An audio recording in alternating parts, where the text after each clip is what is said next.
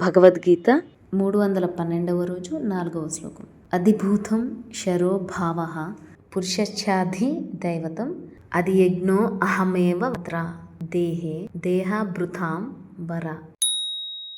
అధిభూతం క్షరః భావః పురుషః చ అధిదైవతం అధియజ్ఞః అహం ఏవ అత్ర దేహి దేహాభృతాం వర. దేహాభృతాం వర. అర్జున, అధిభూతము క్షరః నశించునట్టి, భావః భావము గలది, పురుషః చ పురుషుడును, అధిదైవతము అత్ర ఈ దేహి దేహమునందు, అధియజ్ఞుడును అహం ఏవ నేనే. ఓ అర్జున, ఉత్పత్తి వినాశశీలములైన పదార్థములు అన్నియును అధిభూతములు అనబడు.